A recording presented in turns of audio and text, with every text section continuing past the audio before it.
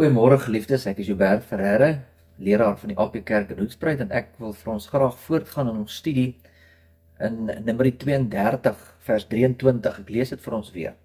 Maar as julle nie so doen nie, kyk, dan sondig julle teen die Here en weet dan dat julle sonde julle sal uitvind. Nou, ons het in die laaste paar oggende gesien dat hier gaan dit oor die sonde van versuim, mense wat nie hulle roeping nakom.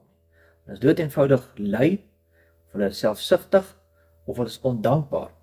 En die vraag wat ons dan uiteindelik vra is, maar wat vra die Here dan van ons? Wat is ons roeping?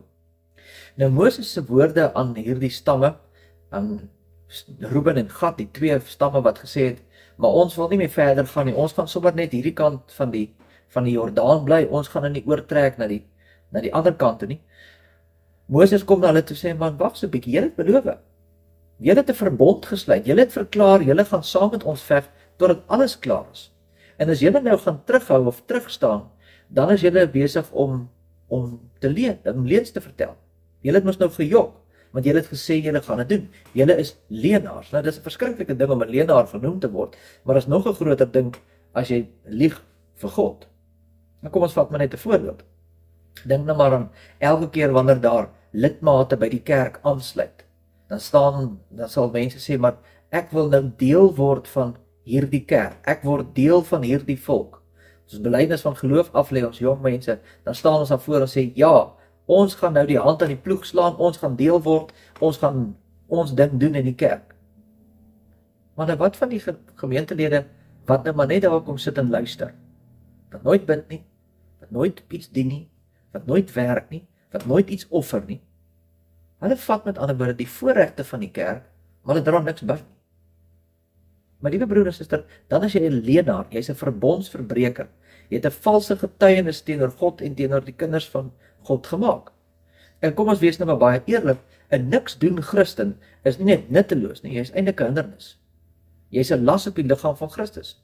Jy's 'n soldaat wat die uniform dra, maar die geweer neersit. En dit moet jy dan hoor, geliefdes, hoor wat sê die teks. Wees seker dat jou sonde jou sal uitvind. As jy talente begrawe, sal dit roes, en daardie roes gaan jou hart wegvreet. En as jy jou tyd en jou geld en jou gesondheid vir jouself hou, gaan dit teen jou getuig. En as jy ook jou mond oopmaak om te sing, ek behoort aan die Here, maar jou lewe skree, ek behoort aan myself, dan lieg jy nie net vir mense nie, jy lieg ook vir God. As ons gaan kyk na Numeri 32, ek wil net vers 7 ook vir u lees. Moses sê, waarom wil julle die hart van die kinders van Israel daarvan afkeurig maak, om deur te trek in die land wat die Here aan hulle gaan gee? So hy praat nou met hierdie twee stamme, Reuben en Gad. Hulle sê nou, ons gaan nie saam met julle verder trek nie, ons gaan sommer net hierdie kant bly, ons gaan hierdie kant vir ons huise bou, en ons wil veilig, ons wil nie verder gaan veg nie. En dan sê hy, maar julle gaan ons nou die ander mense ontmoedig, dis was nie 'n goeie voorbeeld nie. En dis die punt wat hy maak. Jou voorbeeld beïnvloed ook ander mense. Kom ek gee 'n praktiese voorbeeld. Hoeveel mense hoor jy nie vandag wat sê, ag man, ons kyk sommer op die TV, kyk ons om 'n kerk. Ons kyk sommer na hierdie uitsending, of ons luister op die draadloos, luister ons na hierdie preke, en dis so mooi en dis so wonderlik. Maar dink nou 'n bietjie aan die logika daar agter, hoe dit nou uitspeel. As een nou in die oorlog sê, maar ek sit nou my wapen neer, dan is dit seker nou nie te erg nie. Maar as almal sê, weet jy, maar ek gaan my wapen neersit, wie gaan uiteindelik veg? As almal nou by die huis gaan bly en sê, wel, ons kyk nou sommer maar kerk, want dit is so gerieflik en gemaklik, wat gaan word van die kerk? Daar sal nie meer 'n sigbare kerk wees nie. Jy sien, die voorbeeld wat jy gee, gaan dit uiteindelik ook ander beïnvloed, en dis die punt wat Moses ook hier maak. Hy sê, die luiaard se voorbeeld besmet ander. En ons sien dit baie keer in kerke.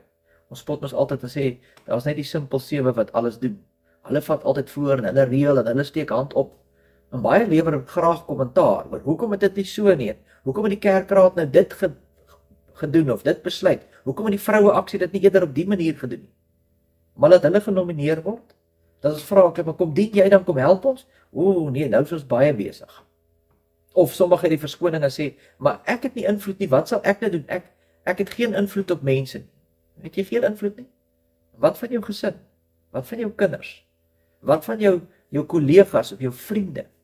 Dis een daad en een woord en een houding. En dit verander alles. Moses het duidelik vir Gad en Reuben gesê, as julle nie gaan saamveg nie, dan gaan julle nie net sondig nie, maar julle gaan ander ook ontmoedig.